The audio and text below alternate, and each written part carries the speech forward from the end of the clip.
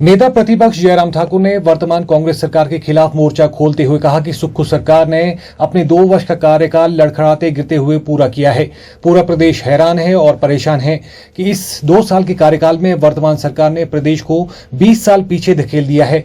इतिहास में ये सरकार सबसे निकम्मी सरकार मानी जाएगी।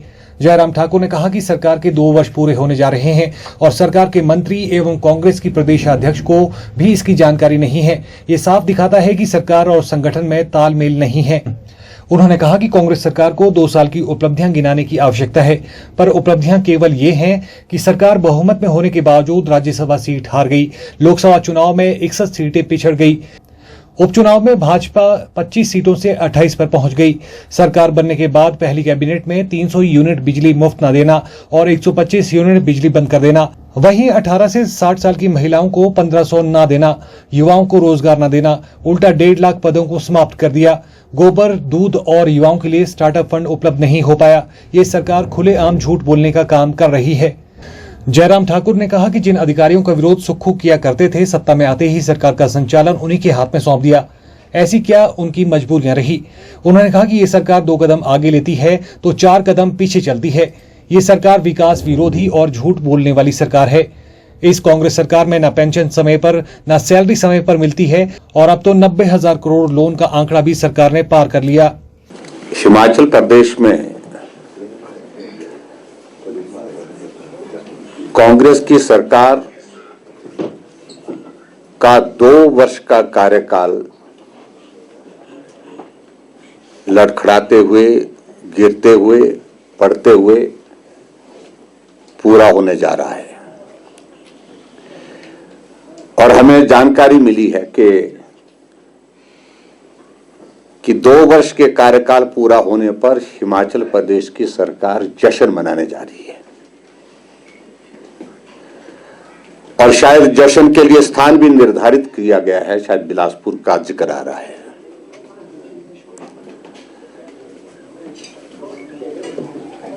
और हम ही नहीं, पूरा प्रदेश इस बात को लेकर के हैरान है और हैरान नहीं, परेशान है कि 2 वर्ष के कार्यकाल में कांग्रेस पार्टी की सरकार में ये हिमाचल 20 वर्ष पीछे चला गया। आज तक की सबसे निकम्मी सरकार अगर गिनी जाएगी तो वर्तमान में हिमाचल प्रदेश में सुखविंदर सिंह सुक्खू जी के नेतृत्व में जो 2 वर्ष का कार्यकाल पूरा करने जा रही है। मित्रों, सबसे बड़ा विषय आज की तारीख में जो हमारे लिए चिंता का विषय बना है और वो विषय बना है कि 2 वर्ष के कार्यकाल में ऐसी स्थिति हिमाचल प्रदेश में बन गई कि हिमाचल प्रदेश जो है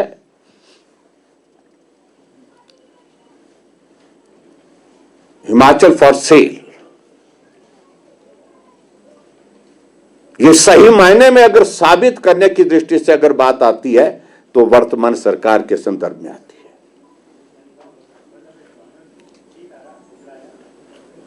कोर्ट का एक फैसला आता है, उस फैसले के मुताबिक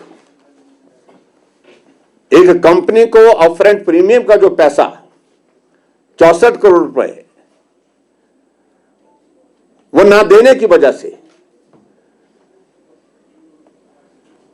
और शायद ये 13 जनवरी 2023 को ये फैसला आ चुका था,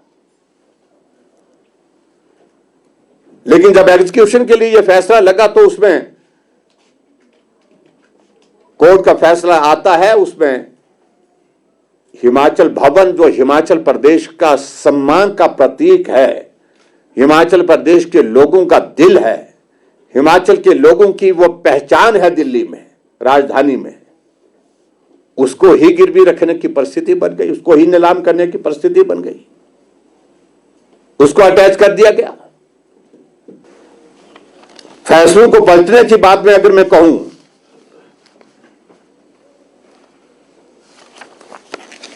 हिमाचल प्रदेश में मैंने कहा ना कि जब बिना सोचे समझे फैसले लिए जाते हैं तो ऐसी परिस्थिति बनती है।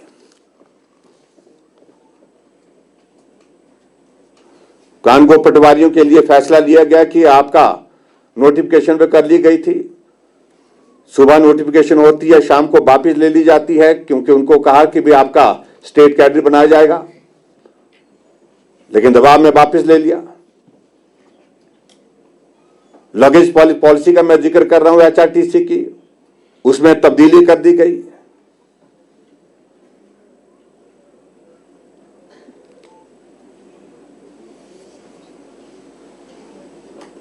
और आपदा के तहत जो है वो आपने क्रशर को बंद करने के आदेश कर दिए थे, लेकिन बंद करने के बावजूद एक तो विशेष तौर से एक व्यक्ति पर विशेष कृपा थी जो आजकल ईडी के इसमें दायरे में आए हुए हैं। पूरे हिमाचल के क्रशर बंद थे, लेकिन एक क्रशर आपका चलता रहा। ये सारी चीजें जो है किस तरफ संकेत कर रही हैं, बड़ा साफ है। मुझे लगता है कि आज प्रदेश को समझाने की आवश्यकता नहीं है। आपने हिमाचल प्रदेश में जो वन मित्रों के लिए इंटरव्यू का फैसला लिया था, जिसमें कहा था कि उसमें इंटरव्यू के नंबर होंगे, लेकिन उसके बावजूद फिर बाद में वो फैसला वापस लेना पड़ा, क्योंकि हाई कोर्ट ने उसको रिजेक्ट कर दिया। इसमें हम सब लोग हम दोषी थोड़े हैं। आप कुल मिलाकर के आप देखें,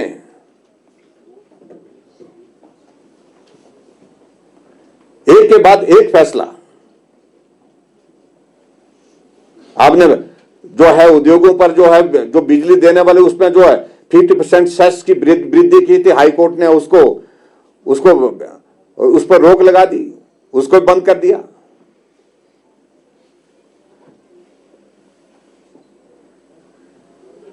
आपने हिमाचल प्रदेश में 900 से ज्यादा लोगों को जो बागवानी प्रोजेक्ट में लगे थे उनकी नौकरियां समाप्त करने की बात कही थी। जो प्रोजेक्ट के अंतर्गत लगे थे, हाई कोर्ट ने उनको भी निकालना जो है गलत स्टे दे दिया उस पर भी। ऐसे हम इतने सारे फैसले जिनका हम जिक्र कर सकते हैं 2 साल के कार्यकाल में। 2 कदम आगे चलती है, 4 कदम पीछे चलती है। यह हिमाचल प्रदेश की वर्तमान सरकार की स्थिति है। और हिमाचल प्रदेश में मैं प्रमुख रूप से इस बात का मैं जिक्र करना चाहूंगा विशेष तौर से कि आज तक के इतिहास में, चाहे वो मुख्यमंत्री है और मुख्यमंत्री से शुरुआत होने के बाद उप मुख्यमंत्री और उसके बाद मंत्री तक असर हो गया कि जैसे हिमाचल के लोगों को कुछ भी आता नहीं है, पता नहीं है, यहां झूठ प्रचार करते रहो, झूठ आप बोलते रहो और सरेआम झूठ बोलते हैं। ये जानते होंगे। आप कंपैरिजन करिए पिछली सरकार और वर्तमान सरकार के कार्यकाल में। खबरें हमारे समय में भी लगती थी, लेकिन उन खबरों से हमको सुधार करने की गुंजाइश निकलती थी। हमारे लिए करेक्शन करने की गुंजाइश, कोई काम गलत काम करते करते गलती होती है, लेकिन गलती होती है तो उसको स्वीकार करते हुए उसको ठीक करने के लिए गुंजाइश निकल आती है, जब हमारा मीडिया उसमें जो है उसका जिक्र करता है।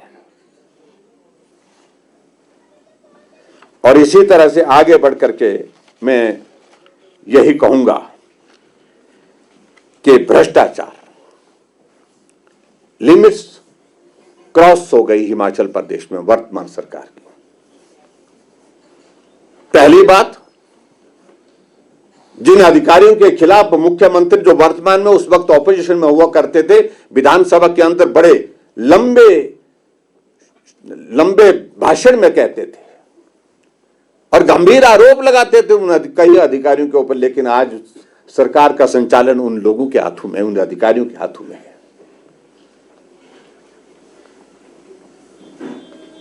क्या व्यवस्था है, क्या मजबूरी है। और ऐसे एक नहीं अनेकों अधिकारी हैं। इसलिए पूरा हिमाचल इस बात को पूछता है कि सारी व्यवस्थाएं तहस नहस हो गई हिमाचल प्रदेश में, जहां कर्मचारियों को समय पर सैलरी नहीं, पेंशनर्स को पेंशन नहीं मिल पाने की स्थिति हो पाई।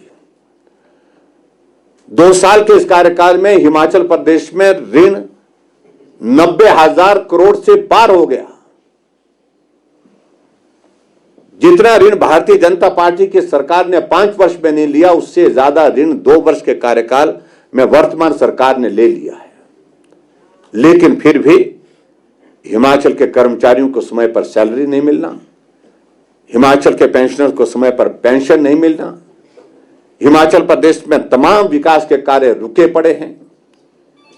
ऐसी स्थिति में ये 2 वर्ष का कार्यकाल